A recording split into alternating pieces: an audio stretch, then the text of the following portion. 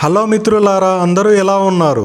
ఈ వీడియోలో మనం శృంగారంలో చేరలేకపోవాలంటే ఏం చేయాలో తెలుసుకుందాం. నేను చెప్పిన విధానం మీకు నచ్చినట్టయితే ఈ వీడియోని లైక్ చేయండి, అలాగే షేర్ చేయండి. మరిన్ని మంచి వీడియో కోసం ఛానల్ సబ్స్క్రైబ్ చేయండి. స్త్రీల వక్షోజాలపై పుట్టుమచ్చ ఫలితాలు.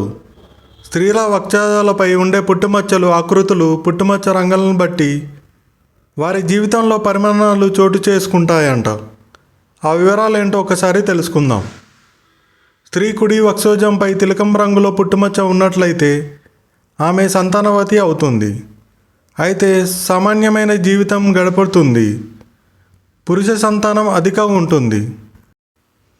ఎడమ కుచుమంపై బొట్టు ఆకారంలో ఎరుపు రంగు కలిగిన మచ్చ ఉన్నచో ఆ స్త్రీ పురుష సంతానం ప్రసవించిన పిదప భర్తకు గండం కలుగుతుంది.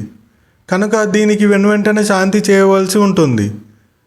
కుడి స్థానమునకు కుడి భాగముడి ఎరడు పుట్టుమచ్చ ఉన్నచో ఆ స్త్రీ ఇతరులను దూషించే విధంగా ఉంటుంది. భర్త మాటను లెక్క చేయదు. కోప స్వభావం అధికంగా ఉంటుంది.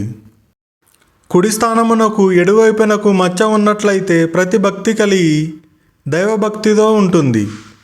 దేవ బ్రాహ్మణ పూజలు చేస్తూ ఉంటుంది. సంతానవతివై సర్వసుఖములు పొందుతుంది. బంధుప్రీతి కలిగి ఉంటుంది. ఎడమ వక్షోజ ఎడమ భాగమున మచ్చ ఉన్నట్లయితే ఆసక్తి, సంతాన భాగ్యం ఉండదు. అయితే తీరని కామము కలిగి ఉంటుంది. ఇక వక్షోజాల దిగువ భావమునకు దగ్గరగా మచ్చ కలిగిన స్త్రీ సమస్త భోగములను అనుభవిస్తుంది. కుచుమలకు మరీ క్రింది భాగమున మచ్చ ఉన్నట్లయితే నిలకడలేని మనసు కలిగి ఉంటుంది. మితవాని ఆశతో కోప స్వభావంతో ఉంటుంది. మొత్తం మీద వక్షస్థలమున మచ్చ ఉన్నట్లయితే స్త్రీకి సర్వసుఖం లేనని చెప్పవచ్చు. అయితే ప్రతి విషయంలో మచ్చ యొక్క ఆకార పరిమాణాన్ని బట్టి ఫలితం ఉంటుంది.